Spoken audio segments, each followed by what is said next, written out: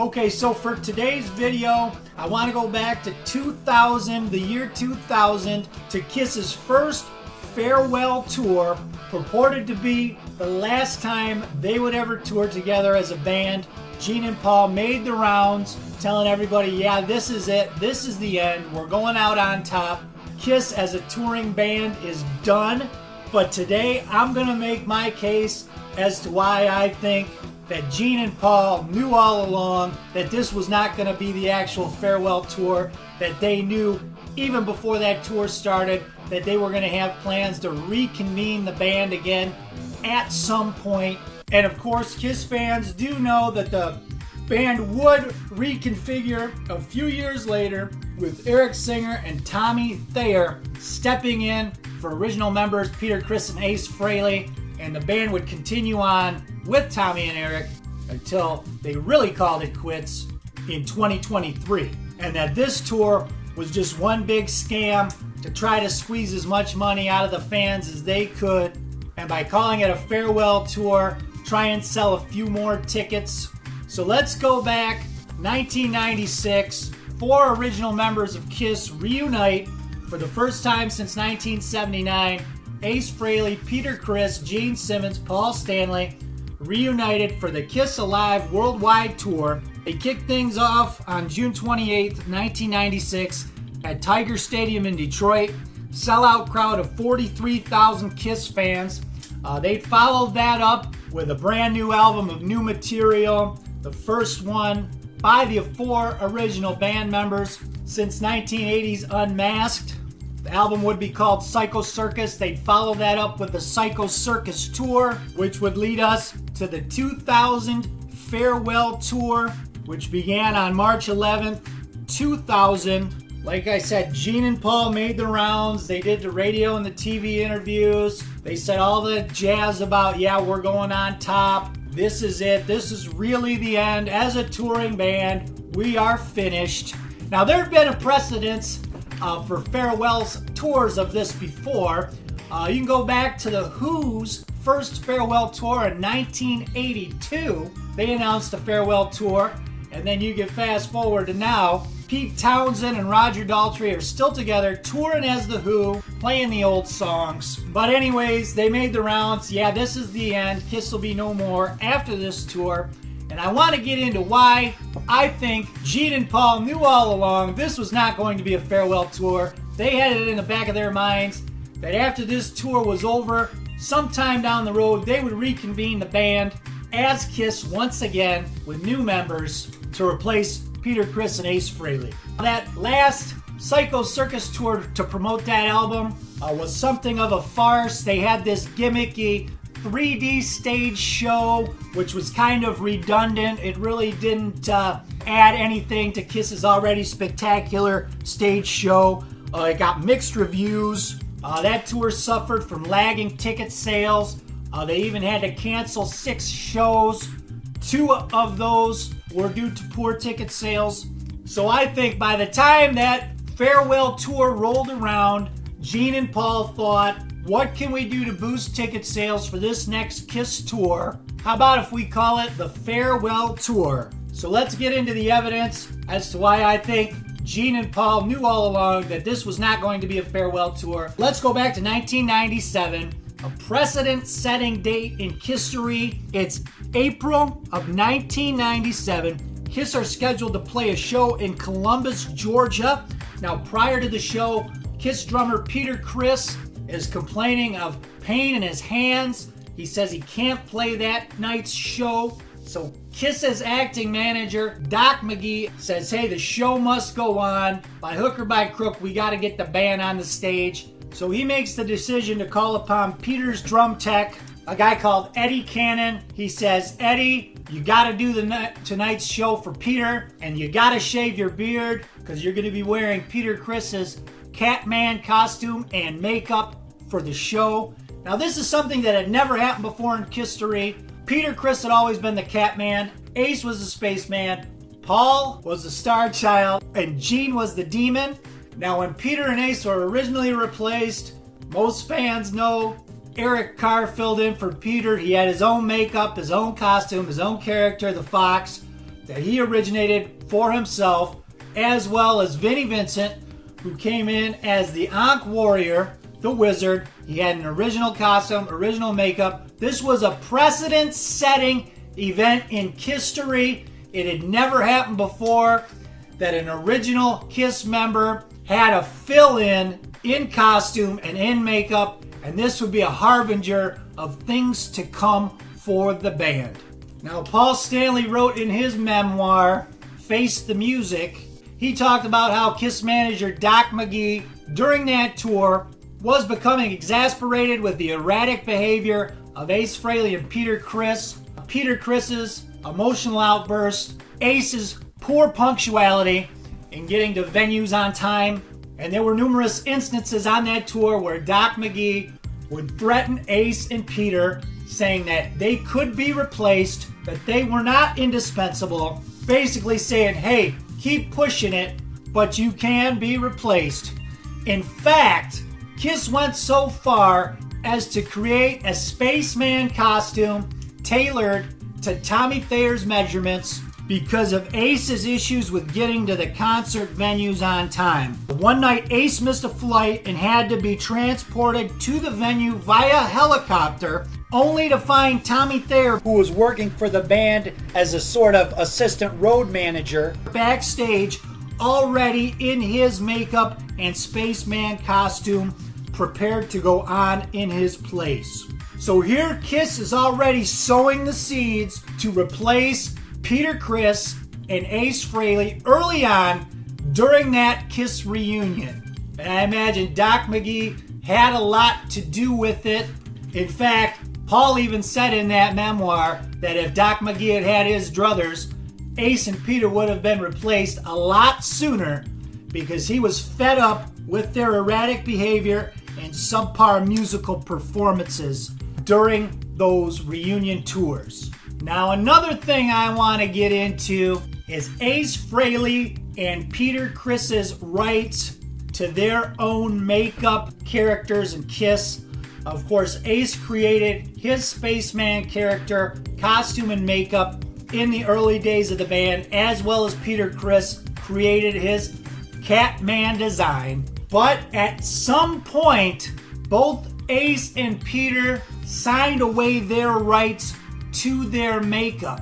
And you know, the circumstances surrounding the transfer of those rights from Ace and Peter to Gene and Paul have always seemed a bit sketchy. In fact, when Eddie Trunk questioned Peter Criss as to why he sold his makeup to Gene and Paul, he laid the blame on poor legal representation. He said he had bad lawyers. He even made it sound like that he was unaware that that even took place, that somehow that happened almost without his knowledge, or when he did it, he didn't realize what he was doing, which is quite possible because we know, I don't want to say Peter's not the sharpest knife in the drawer, but maybe when it comes to business acumen, maybe not the most savvy guy, and it's not surprising that something like that might happen.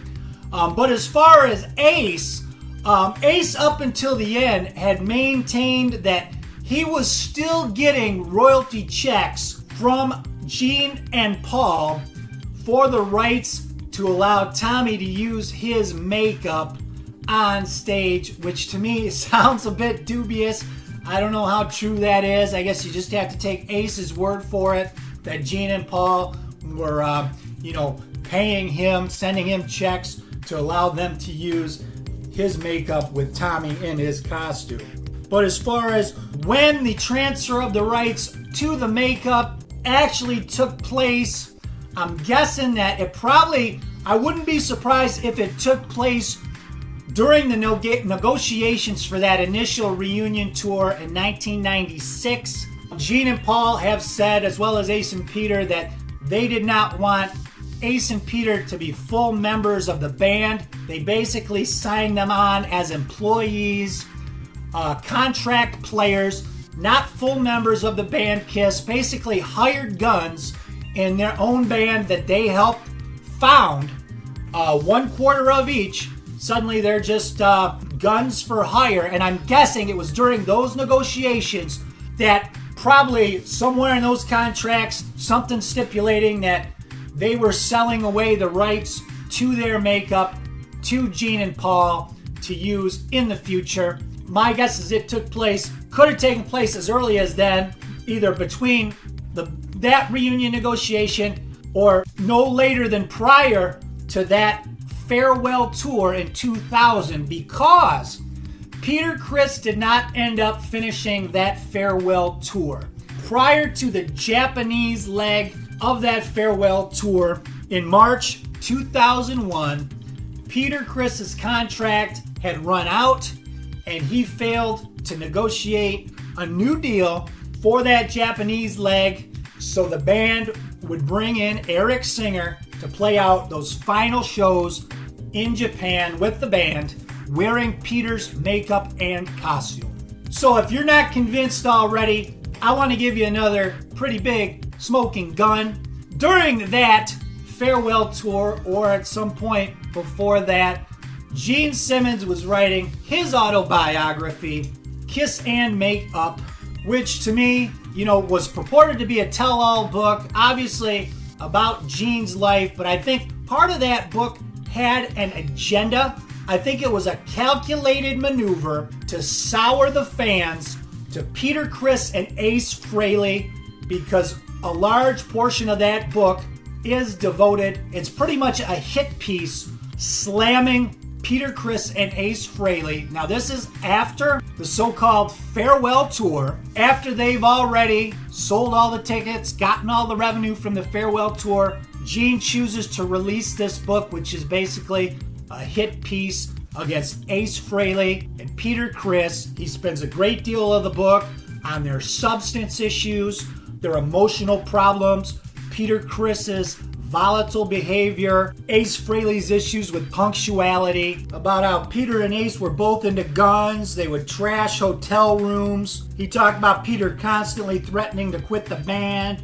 and he said by that 2000 farewell tour, their playing skills had deteriorated, and because of which it was the worst the band had ever been musically. So he's trying to put it into the heads of the fans that, hey, we were the worst we ever were musically with Peter and Ace. So, hey, why don't you accept a couple of new proficient musicians in this new version of Kiss? Now, the interesting thing about this memoir, which is purported to be a tell-all book, is Gene Simmons somehow doesn't have one negative thing to say about Paul Stanley in this book, which seems odd to me. Now, why would he be so concerned about hurting Paul Stanley's feelings in a tell-all book if he's under the belief that, hey, this band is done, I'm not going to be working with this guy anymore? Why would you hold back? I mean, the only real negative, the worst thing that I could find in that entire memoir that Gene Simmons had to say about Paul was that former Kiss road manager nicknamed Paul Stanley the quote-unquote he-she because he had quote-unquote androgynous appeal, which makes it sound like a compliment, right? I mean, the worst thing you can say about somebody is that he has androgynous appeal. But let's just say, for the sake of argument, Gene Simmons didn't have anything bad to say about Paul. Maybe that's why he didn't say anything bad about him. He didn't have anything bad to say about Paul. Maybe Paul truly was some kind of paragon of virtue and integrity, but that seems unlikely to me, considering the fact that Paul held nothing back in his 2014 memoir, Face the Music, when the band was still active. He pulled no punches when it came to Gene. He called him arrogant and condescending. He even disparaged Gene's songwriting, saying he didn't like his early songs he'd written before Kiss, songs like My Uncle is a Raft. He criticized Gene's punctuality. Gene's acting career, said the films he appeared in the 80s were embarrassing. He talks about how Gene was an absentee member of Kiss during that time and how his contributions to those 80s albums are forgotten now.